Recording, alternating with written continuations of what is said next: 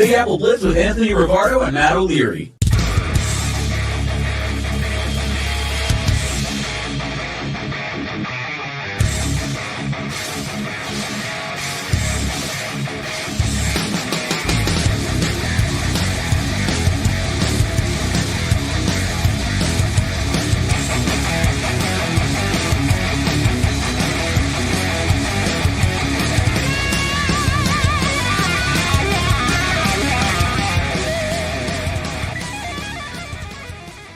Hello and welcome into another Big Apple Blitz episode. What's going on? Matt O'Leary alongside Anthony Rivardo. Anthony, how's it going, my friend? Man, it's going. I feel like I'm just going through the motions with the New York Giants to close out the season. Obviously, embarrassment on Thanksgiving, and now here we are 1 week later, getting ready, I guess, to watch Drew Lock play against the Saints. Like, whatever, but the closer that we get to the end of the season, the better. I can't wait for this all to be over and just see how the Giants and the Jets, for that matter, respond to disappointing seasons and how they rebuild for the future. Absolutely. Both teams, obviously not on the bye this week. Both teams have games, but I don't know how much time we're going to spend breaking down Giants, Saints, and divisional matchup between the Jets and the Dolphins. Instead, kind of, I think where we wanted this direction of the episode to go is taking a look at head coaching options for both of these teams, because a couple of newsworthy things for both franchises.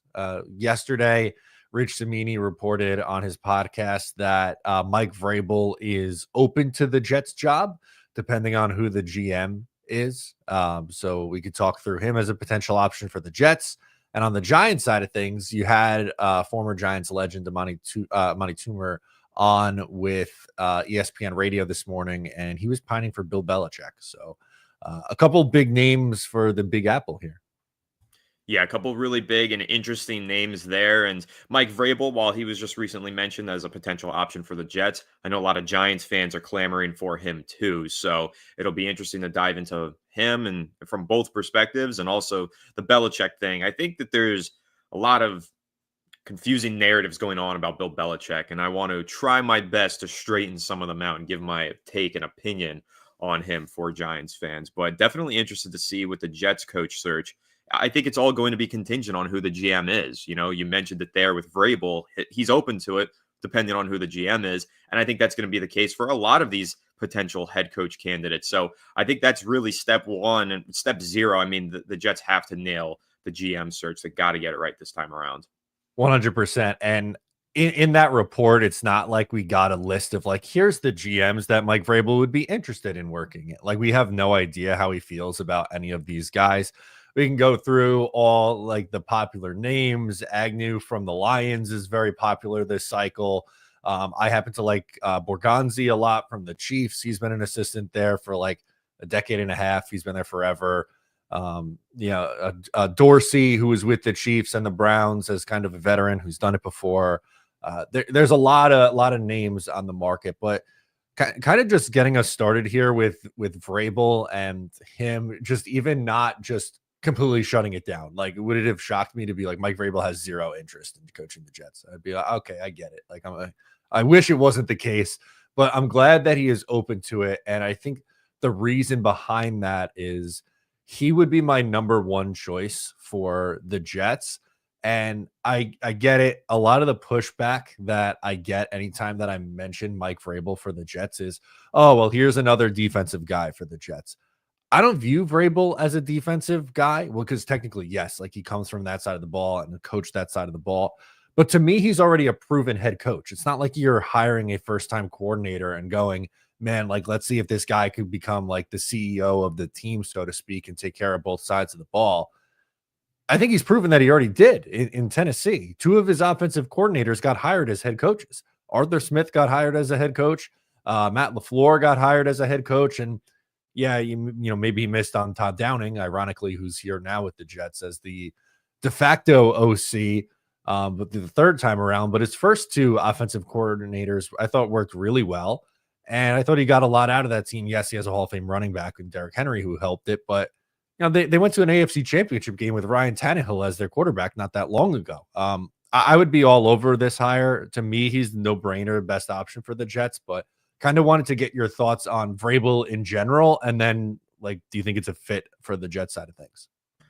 I think it's an interesting fit, and I think that one argument you can make for Vrabel for every head coaching opening is he is a culture builder. He will step in and immediately change your culture and implement a new way of thinking and a new way of operating the franchise. And that's super important for the Jets because I think it's very clear and obvious they need a new way of operating. And Vrabel does that. So whether you think he's a defensive minded coach or whatever, at the end of the day, he's a coach CEO kind. And that's what the Jets need, a guy who can just oversee the entire project on the football field and make sure that he has the right people around him to help him succeed. And like you said, nail the offensive coordinator hiring. I do wonder, though, since you mentioned Todd Downing, do you think that Todd Downing would be retained if Mike Vrabel were hired? God, I hope not.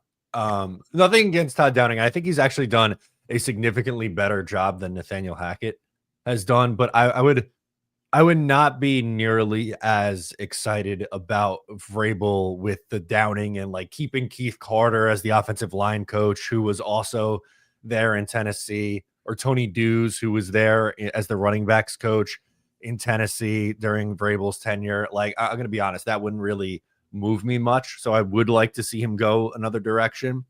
A name that I really like as a potential offensive coordinator, and you might get on me because this feels like very sports talk radio caller idea based on just, his former connection with the Jets, but he's coaching in the league right now and I think is due for a step up. And that's Josh McCown, Uncle Josh. He's been a quarterback's coach, worked wonders with Sam Darnold with Minnesota.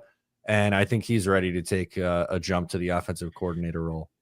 Yeah, that's interesting. I actually have a similar name like that in the same vein for the Giants that I'll bring up. But Josh McCown also was the one who was seemingly very interested in CJ Stroud over Bryce Young when he was in Carolina. So I do like that name. I think that's an interesting one. And I think if you're looking at a player who clearly has an intention when scouting and developing quarterbacks, and that's clearly something the New York Jets need, I think Josh McCown makes a lot of sense. So I actually really do like that hiring. And I'll just put, again, in that same vein, another guy on the radar for both the Jets and the Giants as a former player turned coach. It's Davis Webb.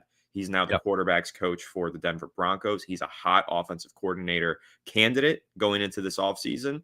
He played for the Giants. He played for the Jets even for one season. So there's a connection there. His connection is strongest with Brian Daboll. So if the Giants keep Daboll, I think there's a really great chance that Davis Webb gets brought in as his next OC because Kafka leaving feels inevitable. However, I think that for both of these teams, and really all teams may be looking for a new offensive coordinator, Davis Webb is going to be one of the hottest names and definitely somebody to keep an eye on. Davis Webb being the same age as me is kind of rubbing me today. But was he an injury? Is that what stopped him, or he kind of just faded out of the league at the end? He was with the Jets very, very briefly in 2018. So backstory is he was drafted by the New York Giants in 2018, I think, in the 4th round. I think he was only with the team for 1 year, then stopped with the Jets, then went over to Buffalo. When he was in Buffalo, he developed a connection with Brian Daboll, and Brian Daboll and him started having conversations about, do you want to keep playing or do you want to start coaching? So he was the 3rd string quarterback, emergency quarterback on the roster, but he really wasn't playing quarterback. He was more so coaching in the Buffalo Bills locker room and in their meetings. And then he followed Daboll to the Giants, and he quarterbacks coach Shea Tierney and Davis Webb, the three of them started to do coaching together and scouting. So Davis Webb was a player, but he wasn't really playing. He was actually just coaching and scouting more so than playing at practice. So then after that, when Daboll got hired or elsewhere, he gave him a letter of recommendation to Sean Payton, and Sean Payton hired him as quarterbacks coach. Interesting. Okay. Yeah. I mean, clearly he's working his way up the ladder pretty quick. And I know you're not a Sean Payton guy, but being on Sean Payton's staff usually bodes well for people like that.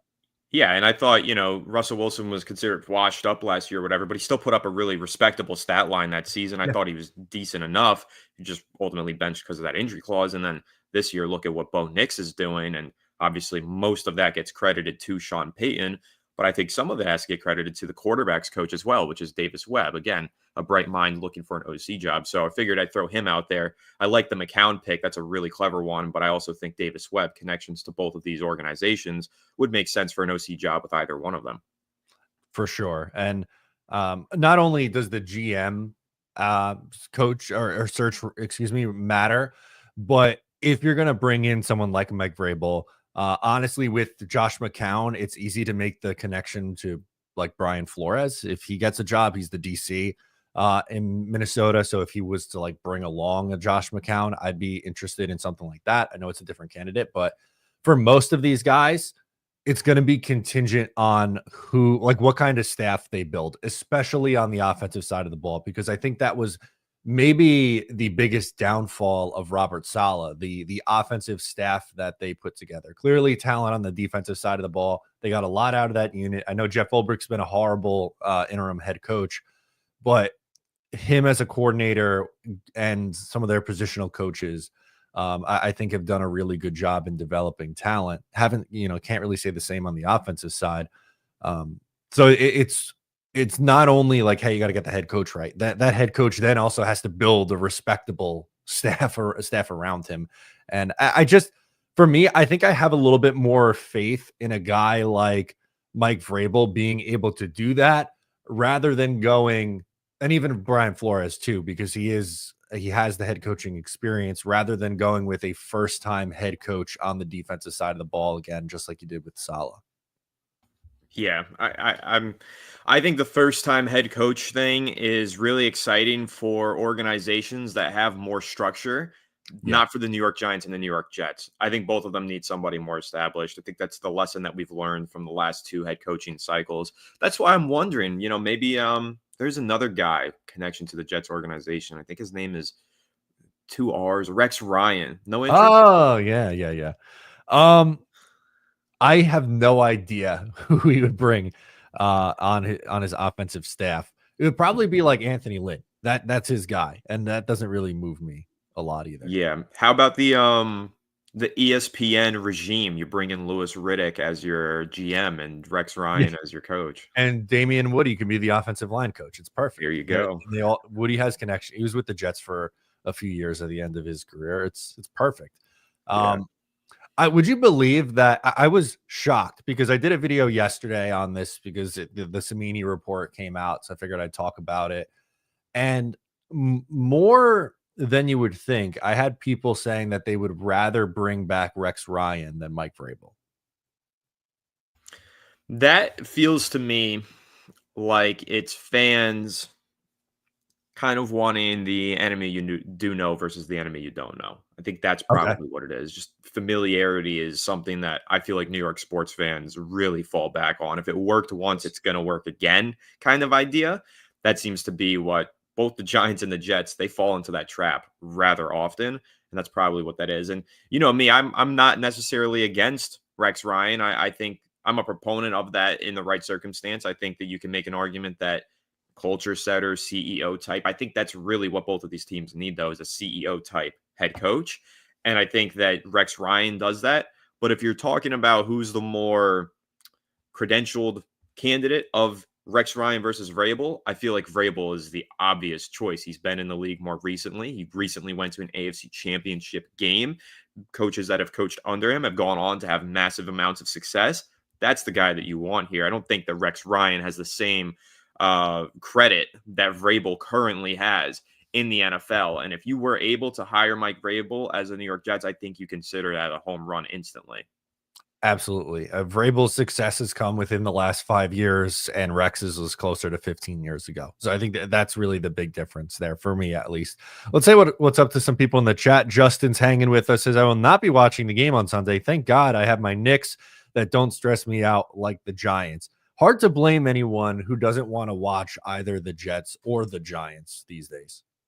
Yeah, I think we're getting to the point where I might not even watch the game much, and I get paid to do so. No, of course I'm going to watch the games, but it's just so like I said to you before we went live, I'm so apathetic. I've never been this apathetic when watching the New York Giants, and that's saying something. Like I've gone through the 2017 season was a disaster. The 2020 season, another absolute disaster. And this one, I just really feel devoid of hope because we've been Yeah. through this so many times and it's still not fixed. So I'm just like, when will it get fixed? How will it get fixed? I'm not sure if it can be fixed. So it's very, very difficult to watch the Giants games right now. But if you are a Giants fan looking ahead to the future for hope, we are in prime position to land the number one overall pick. And we've all seen how that can alter the course of a franchise and just about change everything. So there is something to be excited about. But right now on Sundays, not a whole lot. No, certainly not. Peter S is hanging with us, says thoughts on if the Jets went with the first-time head coach, but said coach was able to get two strong coordinators for both offense and defense. Guess that could be Todd Monken, but who knows? I'm a really big fan of Todd Monken as an option. And I know he hasn't been a head coach at this level. He coached in in college, and I thought did a really good job. He's been a coordinator with a few different teams and has had success with different styles of quarterbacks, which I think really is something key for me. The only issue I potentially see with this is the Jets interviewed him in 2019 when they ultimately ended up deciding on Adam Gase. So I don't know if he would give them, a second shot, so to speak. Right. I can't say that I'm too familiar with Todd Monken, but I will say the idea of the first time head coach bringing in two coordinators is one that's like very exciting in concept, but very rarely does it work in execution. It sounds great, but it's a lot easier said than done because the first time head coach bringing in guys who are far more accredited than him, oftentimes creates a power dynamic that's uncomfortable. And I think that's exactly what we saw last year with the New York Giants. Brian Dable having Wink Martindale, look at how that relationship turned sour and blew up in Dable's face. A lot of that had to do with the fact that Dable was an inexperienced head coach telling a very experienced defensive coordinator what to do, how to do it, and how to behave. And Wink Martindale didn't like that. And I think that's a mess that you can run into with just about any first-time head coach hiring, because what we're saying is rookie head coach, guy who's never ran the show before, bring in two guys who are way more experienced and way better voices than them. Those guys are going to step in here and be like, why am I not the one who's the head coach running the show? So it's difficult to get that power dynamic right, unfortunately. And that's why if you want to bring in really strong coordinators, you have to bring in a really strong, established former head coach in order to do that. Otherwise, you're probably bringing in a young, inexperienced coach with other young, inexperienced coaches, and you're going for a boom or bust rather than a stable floor. Yeah, it's a good point. The only example that I could really think of recently is Sean McVay with his defensive coordinator. It was the old Dallas coach. I'm blanking on his name. Wade Phillips, right? Yes, I think. Yeah. Yes. He was the DC his first Mhm. couple of years, and he had head coaching experience, and that worked for them. But it's not always a perfect formula, as you rightfully pointed out with the Giants and bringing in Wink Martindale and trying to pair him with Brian Dable. That dynamic didn't exactly work for them. But I would be in on Vrabel for the Jets. Some other names that I like are I just mentioned a few, but Todd Monken, Brian Flores, Aaron Glenn's been a popular one, the defensive coordinator for the Lions. He was also a New York Jets player in the 90s and early 2000s, so he has that connection with New York. That's another one where I think it's going to really depend on what kind of offensive staff that he can build. That one scares me a little bit more because it feels very similar to what you just did with Saleh. Yeah, and I think that there's an argument to be said where maybe the Jets should just pivot 180, go in the complete opposite direction, maybe hire the hottest offensive name on the block, get that young guy who can really build an offensive scheme and just hope that he does pull off a Sean McVay and find an established defensive mind to be the coordinator. And one of the ways that you can do that, I think this is something that a lot of inexperienced coaches do. They'll bring in for the most part, their own staff on one side of the ball, but then the other side of the ball, just leave it to that guy and make him an assistant head coach is usually how it gets done. So whether you want to, I don't really know who the offensive minds are though right now. Who are the guys? I know like Aaron Glenn, defensive coordinator of the Lions, is a really exciting name for that side of the ball. Ben Johnson, obviously an exciting name, but I don't know if he's going to take a head coaching job. That's been a question for him. But who are the other offensive minded head coaching candidates that maybe you've heard could be an exciting option for the Jets? A name that gets tossed around a lot is Liam Cohen, the offensive coordinator for the Bucks, and the success that he's had with Baker Mayfield. The Jets usually don't go the offensive route, which is a little frustrating. The last 2 times they did, they hired maybe the 2 worst coaches possible in Rich Kotite in the 90s. I think they won 4 games over a 2-year period. And then obviously Adam Gase, but every other hire since then has been someone on the defensive side of the ball, going all the way back to Bill Parcells in 97, into Al Groh in 2000, Herm Edwards in 01, Mangini in 06, Rex in 09, Bowles in 2015, Saleh in 2021. So that more often than not, they go with the defensive side, which you have a lot of fans who, like I said, when they mention they don't want Vrabel because this is another defensive guy, but he's not a first-time head coach on the defensive side of the ball, and neither is Flores. So I think that's why those 2 rank a little bit higher than me for me. But Monken, Liam Cohen, Ben Johnson, those are the coordinator names that get brought up a lot. Bobby Slowick more last year. They haven't had a ton of success in Houston offensively this year, so I feel like he's cooled off. But there's not a ton of those names. Yeah, those names are super hard to find. I do really like the idea of a Brian Flores. I think that he is such a great coach and great culture builder as well. And that's what I'm going to keep falling back to for both of these teams, because I think the culture is in such disarray for both of them. I think they need a guy who can establish a culture. Vrabel, I think, does that excellently. I think the same of Flores. But I do really like the idea of finding an offensive-minded coach for the Jets. I know it's easier said than done, and I agree with you. Vrabel, I would say, is more of a CEO than he is a defensive coach. But finding a guy with a bright mind on that side of the ball might be a very exciting direction to take this Jets franchise. And it might be really necessary change of pace to go from the hard-nosed defensive mind to maybe something a little bit more innovative and progressive. Might be a strong idea. Again, something that's a little bit of uncharted territory and, shaky ground to stand on for the Jets. But I think that it's worth taking that risk and trying to find that guy who can revamp and revitalize the offense, because that's been such a problem for the Jets for so many years. That's for damn sure. And we spent a lot of time there on the Jets and talking through their options and talking through Mike Vrabel. Someone who would never take the Jets job because he hates them is Bill Belichick. But there might be interest with the New York Giants. He loves the Giants organization, and the organization loves him. So honestly, my take on this, I think if Bill Belichick is to get back into the league, I think it would be with the Giants here. I think there's going to be a few teams that are interested in him. I think that Mike McCarthy is very likely to be leaving Dallas, and I think that Jerry Jones is going to do everything he can to bring Belichick home to Dallas. I think there's a really good chance that's where Belichick goes, especially considering the fact that they're in a window. Belichick is older. Maybe he wants to go to a team that's in a win-now mode rather than a rebuild mode. But I also think the pitch to Belichick would be this: your legacy is untouchable. However, the one flaw that people put on your resume is after Tom Brady left, you were unable to rebuild the Patriots and have a quick turnaround. The one way to just cement his legacy as the greatest coach ever, step into this Giants organization that's been a complete mess for a decade and fix it.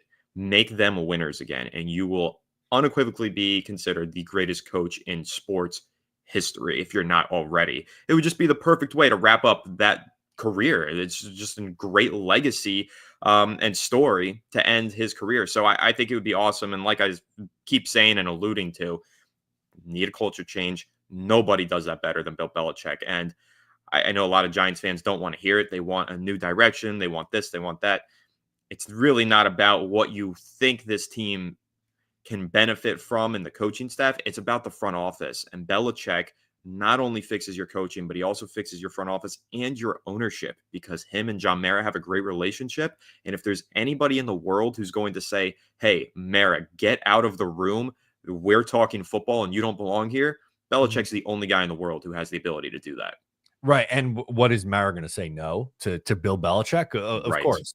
But it's it's easier for him to be in on the meetings and stuff like that with Brian Daboll. And, all due respect to Daboll, I don't think he's a horrible coach, but he doesn't have the cachet that someone like Bill Belichick does. Bill Belichick can flash up his two hands with the 6 rings on it and say, get the F out, where Daboll doesn't have that luxury. And I guess, not my pushback, but my one concern would be what he's done in the league without Tom Brady. Like, is that something that scares you in a way for going that direction? I think a lot of that stuff truly gets overblown. I think when you look at after Tom Brady left, it's not like it was just, oh, Tom Brady left, but it's the same championship pedigree New England Patriots. Patriots roster was washed up at that point. They had a championship window and they maximized the shit out of that championship window. And when that window finally closed, obviously they were due for a rebuild. And that's what they're going through right now. And that's fine. Every roster, every franchise, every team has to rebuild at some point. But a lot of people fail to recognize when Brady left, he brought his best friends and best players along with him. He poached a lot of those guys from the Patriots, brought them over to Tampa Bay, and Rob Gronkowski being a perfect example of that. The Patriots weren't the same team with or without Tom Brady. And even if Tom Brady stayed and a lot of those other guys ended up leaving, they wouldn't have been as successful, in my opinion. Brady was obviously a huge part of the success of the New England Patriots. But there were also times in the past where Brady wasn't the guy making the plays. I think of that one Super Bowl versus the New England Rams. Bill Belichick single-handedly won them that Super Bowl. Tom Brady had, 200 yards? And I don't even think he scored a touchdown in that game. That was a Bill Belichick coaching masterclass versus the brightest offensive mind in the league in Sean McVay. Belichick is a winner for many reasons other than just Tom Brady. And one of those big reasons, like I said, is the culture. He is the guy who can reconstruct everything going on in the Giants locker room, front office, the organization top to bottom. And that's what I keep saying. The Giants have a structural problem in their organization. There are too many voices who have voices who shouldn't have voices. And there is a clear lack of a process in the way that they operate. Think about it as a business and how messed up the Giants' business operations are from a football standpoint. Bill Belichick would fix those things. And that's why I am open to him. I'm not saying he's necessarily the only guy that I would be happy with. I'm not saying it's Belichick or bust. There are other intriguing options, Vrabel being one of them. But Bill Belichick and his ability to just transform the organization and the way it operates, I think would just be something that Giants fans should get behind rather than be afraid of. So you pitched it to me with on the Vrabel side, if I'd want their offensive coordinator to stay, Downing. What would the offensive staff look like under Bill Belichick? Like, are you full in on getting the band back together with Josh McDaniels? Or is this going a different direction here? Probably not down for Josh McDaniels. I've never really loved him as a coach, and I think personality has a lot to do with that. I think, especially when he left New England, that happened twice where he had personality problems. I don't think he's the greatest coach. And I will say this about Bill Belichick. People say that a lot of Giants fans, and this narrative just confuses the shit out of me. They're like, oh, he's some old dinosaur. He's in his 70s. We don't want somebody who's washed up. He's not the same coach that he used to be. Bill Belichick was successful for 20 years in New England because he is, in history, the most progressive and modern coach of all time. He invented so many things. Under Belichick, we got running back by committee. We got 2 tight end sets revitalizing the way that they were used in the NFL. We have the dependence on slot receivers. Slot receivers were nothing. Then Bill Belichick made them the focal point of NFL offenses for 10 years. Bill Belichick always adapts his scheme, always adapts his personnel, and always adapts his coaching staff, which is why I don't think he would just bring the band back together. I think especially in this year off, Belichick has made a lot of connections in the media department as well. And I think he's had an opportunity to really reevaluate what's going on in the league and learn about what is working and what is not. We've seen him be very vocal and very pessimistic about a lot of teams while speaking in the media recently. But we've also seen him praise certain things that we didn't necessarily see him do in New England. But he's also praising things that are like, okay, this is what's working in the league and this is exciting. And you see Belichick get excited about those things. You've got to know that if he were to step back into coaching next year, he'll take those things that he's getting excited about while seeing them in the media and apply them to the football field, because that's the offensive, or that's the football mind that he is. It's not just about being a defensive guy or this guy. He is literally just always about what works best. How do you copycat that? How do you innovate that? He's an innovator, and that's why I think he is so exciting and why I don't feel like he would just bring back retread coaches. I think he would go out there and search for the next big thing on both sides of the ball.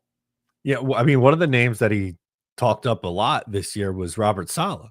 You thought that Robert Saleh was scapegoated, and he did such a great job with that defense. So, are we looking at defensive coordinator Robert Saleh with Bill Belichick here?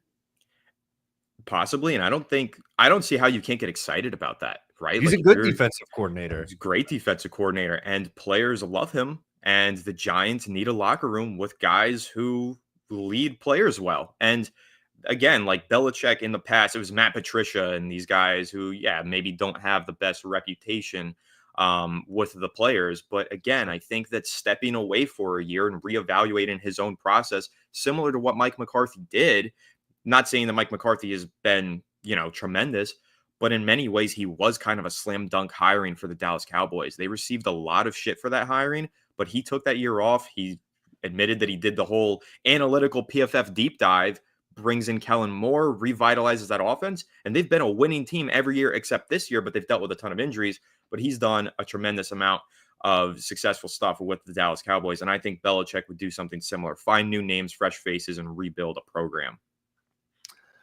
This is quite possibly my favorite super chat we've ever gotten from our guy V-Man. If you don't know, V-Man is Jets YouTube lore. Says, Bill has adapted and my grandpa was roommates with Ponce de Leon.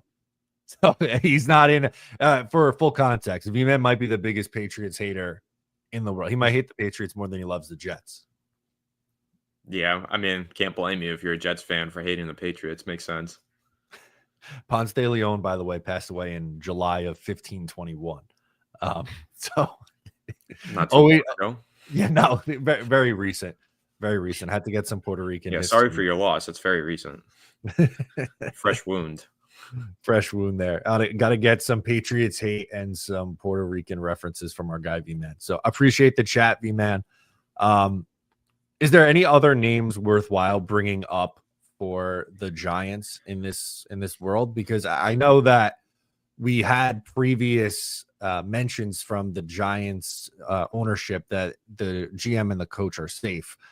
But we discussed that we think the Giants can get the number 1 pick, and that would likely mean a 12-game losing streak to end the season. And that's very, very hard to survive. Yeah, I don't know how Brian Daboll would survive a 12-game losing streak to close out the year. If he does, though, I think that you're then looking at new coordinators on both sides of the ball. Shane Bowen has been a disaster. That defense, apathetic is what I used watching the Giants. I think a lot of that is because the defense looks apathetic when they're on the field. They look like they have zero effort, zero reason to try, and it's resulted in really poor performances on the defensive side of the ball. And so for that reason, I think the Giants are going to have to find another new defensive coordinator 1 year after hiring one. So that's unfortunate as it may be, but it's also necessary. And then when you're looking at the offensive side of the ball, looks like Mike Kafka has been dying to get out of here since he got here. Yeah. So I think he's on his way out. And then that would lead me to believe that if Daboll is still here, but okay. And I digress off of that. If they go on this losing streak to lose out for the rest of the year, and he has to change his offensive coordinator and defense coordinator, the resume for Brian Daboll is like embarrassingly bad at that point. There's so many stains all over it between the feud with Wink Martindale, having to move on from defensive coordinators back-to-back years, the Kafka situation. I just don't know how you can keep him. And that's coming from a guy who thinks that Brian Daboll is a pretty damn good coach. He's just made some really crucial mistakes. But if they do move on both sides of the ball from their coordinators, Davis Webb is the name that I mentioned at the beginning of the show. That's the guy who I think immediately gets the offensive coordinator job for the New York Giants. And then we'll see on the defensive side of the ball how they were to handle that. But in terms of moving on from Daboll, if they do decide to fire him, I think that you're probably looking over to Detroit. The Giants definitely have a respect for the way that organization is run. Dan Campbell, formerly of the New York Giants, I believe he was a player here very, very long ago. And Aaron Glenn, a former player turned defensive coordinator. I think the Giants might go the defensive route this time around. And I think that DC Aaron Glenn for the Lions would be a great program builder once again for the Giants, and somebody who could get the players playing with some passion once again. Yeah, and also too, something that doesn't that doesn't get mentioned enough, I think, with Aaron Glenn is that defense has still played really well, even after some significant injuries like Anzalone at linebacker and Aiden Hutchinson off the edge. Those are two of their better players on the defensive side of the ball. And they've lost both of them, and their defense is still awesome every week. So I think he deserves a lot of credit for that as well. Absolutely agreed with that. I think the way that that defense has fought through adversity is a testament to Aaron Glenn, and he's been tremendous for them. And I also think that if you want to keep looking at Detroit, you can also mention Ben Johnson as a potential option for the New York Giants. However, I just don't think that he would want to take this job. It seems like Ben Johnson has been very intentional about his career choices. He's been very clear that he only wants to take the right and perfect job. He hasn't found that just yet. I cannot imagine he's going to look at the situation in New York for either of these teams and consider that the perfect situation. Number one overall pick handed to him or not, I just can't imagine he looks at the organization, the structure of these two teams, and what's gone on over the last 10 years and thinks, yeah, I can immediately have success here. And that's another problem. The Giants want to keep these guys, and I think a lot of the reason why they want to keep these guys is because nobody wants to come here. I don't even know if Bill Belichick would want to coach the Giants. They have been firing head coaches and GMs left and right for the last 6, 7, 8 years. So who wants to step into a situation where their job is on the line 2 years into their job? And that's the argument for keeping Brian Daboll, and that's the argument against firing him. And I think it's just very difficult to attract quality coaching candidates right now, unless you can land the slam dunk of the guy who wants to blow the organization up in Bill Belichick, which is why I keep falling back to him. But if it's not Belichick, I think maybe you do ride it out with Brian Daboll one more year, just because if not him, then who? Yeah, it's a really good point too. Like, it also would feel very bizarre to me if they only scapegoat Dable and Joe Shane would keep his job, because I feel like he's just as at fault, if not more at fault, for the Giants' shortcomings the last couple of years. I think that Joe Shane is more responsible than Brian Daboll by a long shot, personally. And I want him fired. I've kind of made up my mind on that. Like, I was 50-50 on it at the beginning.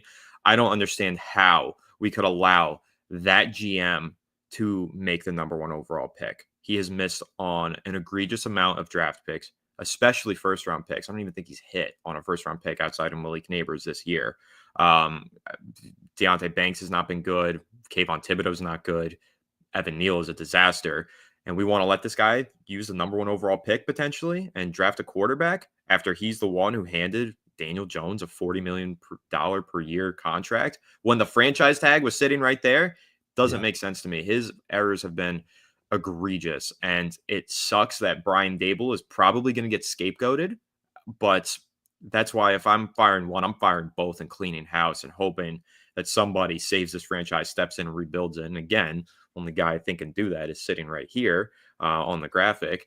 But I just feel like the extreme lengths that this team has plummeted in 2 years since that playoff berth is highlighted by their roster construction, and that's responsible for the GM.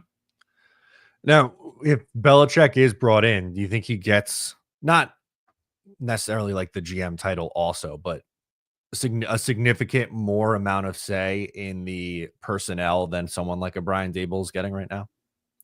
Yeah, I think he does, and that's something the Giants fans are so afraid of and they don't want. They all think that Bill Belichick is bad at drafting. This is something I hear all the time. I'm like, what are we talking about? This guy is the greatest eye for talent in my mind. Like, I don't – maybe you disagree. Maybe you have an opinion that maybe he's not that great at drafting. I will say he wasn't just drafting when he was with New England either. Elliott Wolf was basically the GM. He wasn't the GM. He just had a lot of input. Why? Because, well, he's the greatest of all time. And I want him to have input on those sorts of things and help construct the roster to the way that he believes is the best. So I'm fine with him having a lot of say. If he desires one specific player with the number one overall pick, let Belichick make that pick. Bank on him rather than bank on Joe Shane and Brian Daboll. What have they proven compared to the eye for talent that Bill Belichick has? That's fair. I'm not the biggest fan of the Patriots draft and free agency plans over the last maybe like 5 years or so. So that would give me some pause, but I think if he's paired correctly, that it could work with him being more involved in the draft. A couple more comments before we get out of here on this one. Justin brings up the lack of depth. He says, the lack of depth we have on this Giants roster is ridiculous. His draft classes have been horrible. His positional value outlook is not so good at times instead of having a balanced roster. And then follows it up with the 22 roster had talent, and now some of our locker room leaders and good players are gone because of it. The Giants don't even have a captain on offense. It was Daniel No. Jones and Andrew Thomas. Neither one of them is in the building right now. They literally don't have any leaders in this locker room. He decided positional value is paramount. I'd argue that characters in the locker room is paramount. Having leaders is the most important thing in an NFL locker room over positional value. And I think that Joe Schoen's decisions to allocate money the way that he has rubbed a lot of the players the wrong way. I mean, even Yep. Kayvon Thibodeau entering his second season said, well, I thought Saquon should have gotten paid before Daniel Jones. The fact that Kayvon Thibodeau said that out loud on a podcast, probably not a good thing. But the fact that he was thinking it tells you probably everybody else in the locker room was thinking it too. And look at the disaster that's ensued from that decision. So, yeah, I think, Justin, you're completely right. You hit it on the head. It's been ridiculous the way that this roster has been dismantled since 2022. The talent's gone, the leaders are gone. And again, all of that falls on the shoulders of the general manager, not the head coach. In fact, I just think the head coach has been trying his best to make it work, but he's been given a lot of really bad talent to work with. And it's very unfortunate to say. So I think that, and I'll fall back on this, and this will be my final point on Joe Schoen. The Daniel Jones contract is one of the most egregious blunders in NFL history. It's one of the worst contracts in sports history. How does he survive that? How do you give him a pass for something that bad? That is a massive, monumental mistake that set this organization back for years. People have to be held accountable, whether you like all of the other stuff that he did. Oh, he did a great job in free agency. Oh, the 2024 draft class, phenomenal. Doesn't matter. Hold him accountable for the one egregious mistake that he made and move on. That's how I feel about Joe Schoen. That's a great point, and I agree with it. I think it was, and it's at the most important position too. Like, quarterback matters the most, and the biggest mistake I think came with the decision to pay the quarterback, and came back to bite him. I don't think he should survive it, but I think there's a chance that he does. So really good discussion today. I think we talked through a lot of different coaching options for both the Jets and the Giants, and should be a fun few weeks as that begins to heat up as the season winds down here. For sure. I don't think the Giants are going to fire Dable or Shane during the season, but we're almost at the end of the season. So Judgment Day is upon us. I think as soon as week 17 ends, John Mara is going to have a lot of thinking to do. And I think he might end up bringing in an outside voice, just like the New York Jets did. I think that's necessary. They did it once before in the past. I think after they fired Jerry Reese in 2017, I believe it was. Yep. They didn't listen to the outside voice because they ended up just hiring one of John Mara's buddies and Dave Gettleman. But I could see them doing that again. And I think that they're either going to bring in an outside voice to help them find the new guys, or they're just going to bring in the outside voice and Bill Belichick and let him run the show. So that's how I think it's going to go. Perfect. That's a good way to close it. Make sure to follow Anthony's work on Fireside Giants. You can catch me on Talking Jets or Matt O'Leary NY. That'll do it. I'm Matt. He's Anthony, and we will catch you next time.